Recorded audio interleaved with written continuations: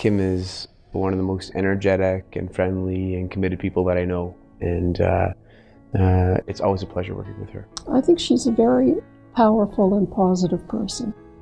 Kim, I find, is particularly unique in the amount of energy, the amount of enthusiasm, the amount of positivity she brings to the job at all times. No matter whether it's been a good day or a bad, you'd never know dealing with Kim. What I've noticed with Kim over the years is that she never gives up on people, no matter what the problem is. She is one of those rare and wonderful human beings. She's just a joy to work with. She's just one of the easiest people. She's such an upbeat personality. Right? She's a pleasure to work with. Working with Kim was hilarious because of her fantastic sense of humor.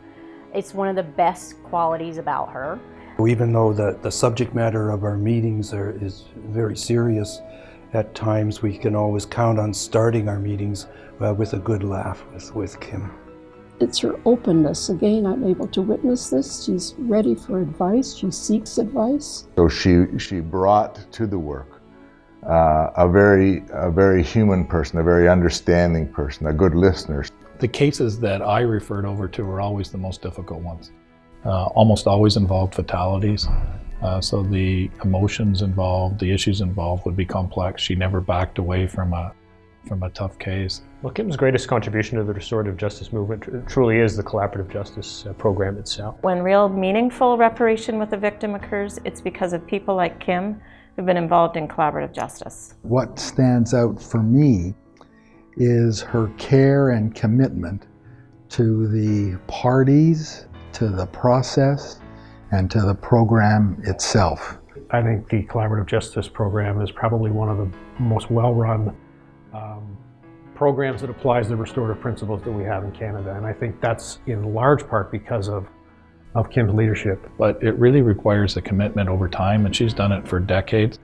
And to me, she's sort of synonymous with that project here in Ottawa. If every program in Canada worked that way, I think you'd have a lot less concern from victims groups and victim services, because she really works hard to make sure that victims are centered to her process, that their needs, both as part of the program but also outside the program, are considered. Because she is truly compassionate about this work and very suited to this work. She has a very healing spirit and compassion for, every side, all the people that are involved. She has been a great advocate for victims' rights and victims' issues. She's helped many victims understand the court process, to help them navigate through it, to provide the victims with all their options in the cases that they appear on. And I've seen with my own eyes that victims and offenders come away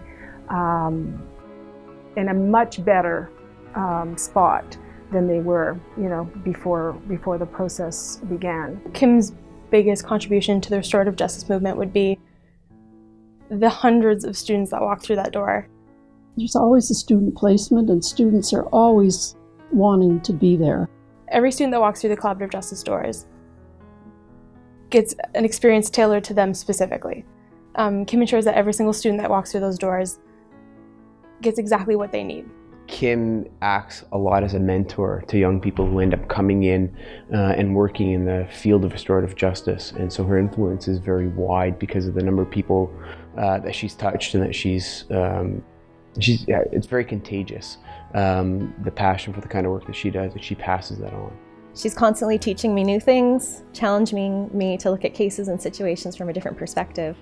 But most of all, it's her ability to listen and really hear what's not being said that is really what inspires me about her. She has, I think, in the last 20 years, basically trained all the new RJ practitioners in Ottawa. It's an honor and it's a privilege to be able to be mentored by somebody like that. Somebody who genuinely cares about where you go in life and how you get there. Or collaborative justice is not something that the public generally knows that much about. But if one individual were to sit in one of our courts and see some of the dynamic that occurs between the accused and a victim, and to see the difference when collaborative justice has been involved, it would make all the difference. In terms of doing front lines restorative justice work, hands-on, with actual court cases, actual people charged, and seeing the kind of outcomes, the amazing work that you, as a defense lawyer, you wouldn't even believe was possible going in terms of opening people's eyes to a restorative approach, and seeing just how much greater of a positive outcome both victims of crime and offenders get from having gone through the process with Kim. Everyone that Kim comes in contact with, that she talks about collaborative justice with, ends up being a believer in the importance of that kind of work. And I think Kim's one of those people who has really increased the range of people who are aware of and understand and value the collaborative approach to justice. It was really through Kim's, I think, vision and leadership that it grew into what it is right now, which is a very supportive network of people who all do work in restorative justice in Ottawa. She created for me at Collaborative Justice a workspace that I've never had. It was loving and compassionate and honest, and she only expected you to be yourself. She's created a place where people feel safe. They feel safe to be open and honest, but to be vulnerable, which I think is quite unique. I saw the victim and the offender shake hands, and that experience, I think, scarred me in a good way. Even when funds were short and they couldn't do the kinds of cases always that they wanted to do or take on the number of cases they wanted to, the program continued to be here as a witness, as an option for people, as a healing presence in the courthouse. The program hasn't always been accepted, especially in its early days, and Kim was there in its early days. And she's really, really worked hard and in a very positive way to have the program accepted. I don't think we realize how difficult it is to work with two people who have been involved in a catastrophe for a lot of them. There have been many times when external authorities may not have been as supportive of collaborative justice. There have been some lean times over the last number of years, and she's remained steadfast in her belief in making reparation to victims with offenders, and that's impressive. And notwithstanding all these challenges, she's still here, and she's still doing a wonderful job. She has stuck to the collaborative justice program through so many challenges, and really is just a fierce warrior for restorative justice. Justice, the fact that this program is going, the fact that the program has grown, the fact that it's going strong, and all of that is largely driven by Kim's endless passion and commitment and enthusiasm for the work that she's doing. No matter where they go, no matter what we do, we always have a part of CJP with us, and in turn we have a part of Kim with us.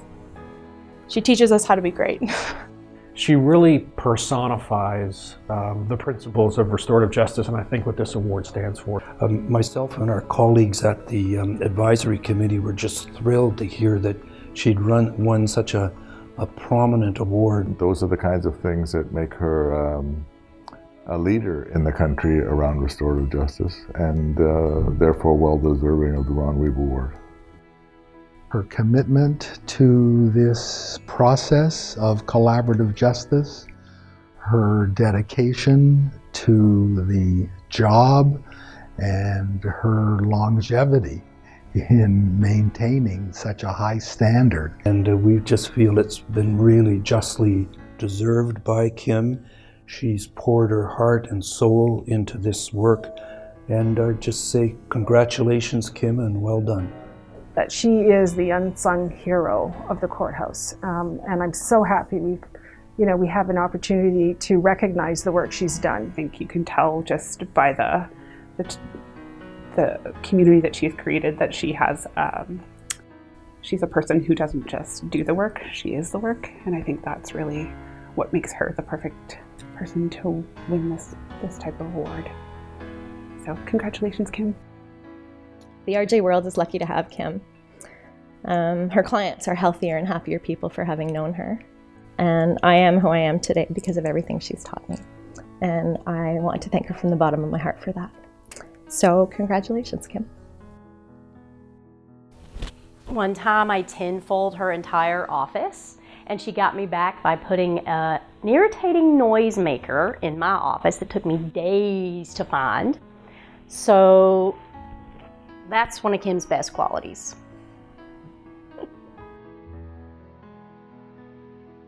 Good evening, everyone. I am thrilled to have been chosen as the recipient of the Ron Wiebe Award for 2017. When I was told that I had won this honor, I was so surprised that I think it was a full minute before the news sunk in. Part of the reason for that is because I didn't even know that I was nominated, which is an honor in itself. My colleague, Amber, and my wonderful board members had secretly submitted the nomination. They are tricksy. I would like to thank Amber Montgomery, Louise DuPont, Jane Griffiths, and the Ron Wiebe Award Selection Committee for having chosen me. I am sure that it was not an easy decision to make, considering all of the wonderful people working in this field in Canada today. I feel humble, but incredibly proud also. As an RJ practitioner, there is no higher tribute than to be chosen to receive the Ron Wiebe Award. To be recognized for my contribution is so meaningful to me because I love my work. I am one of those lucky individuals whose employment is also their passion. About 19 years ago, I had the good fortune to be referred to someone who was starting a restorative justice pilot project in the Ottawa courthouse. From the moment I met with Jamie Scott and learned about the work, I was hooked. Have you had that aha moment? That was it for me. I knew that working in the area of restorative justice was what I needed to do. Although a new concept to me at that time, it seemed obvious that this was how offenders could be held accountable and victims could heal in the aftermath of crime. I couldn't have had a more knowledgeable, articulate mentor than Jamie, so thank you, Jamie. You are still the voice in my head. Following a restorative process, a client said to me, "Even though I have been in and out of prison for 10 years, this is the first time I've been held accountable." Wow. This line continues to resonate with me and reminds me of what is missing from the present criminal justice system. The work has not always been easy, and there have been important learnings along the way. There have also been beautiful, inspirational moments where individuals surprised us with their courage and their compassion. These moments energize us and challenge us to do more. Of course, very few things in life are entirely the work of one person, so I would be remiss if I did not acknowledge the important support made by my colleague Amber Montgomery, former colleagues Tiffany Tyner and Jamie Scott, wonderful committed board and advisory circle members, other former colleagues, and many placement students.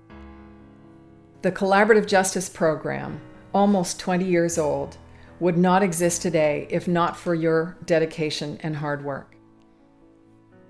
I thank my husband Rick, my son Jordan, and daughter-in-law Katsia for their love and personal support, for listening, and for your patience when I hijack conversations after someone asks me what I do.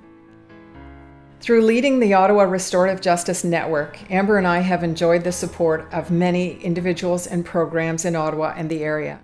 Such a great group of like-minded people who are committed to furthering restorative justice. This has created a warm community for which I am very grateful. My wonderful co-host for the symposium is Catherine Bliss of the Church Council on Justice and Corrections. Catherine and I are so pleased that you have chosen to come to this symposium. We hope that you are making great connections, that you are learning from the wealth of experience and collective wisdom here, and that overall you are having a blast. I believe that the restorative justice movement is growing stronger and stronger, and that the future looks bright for RJ in Canada. I am so pleased to accept this award, and I thank you all.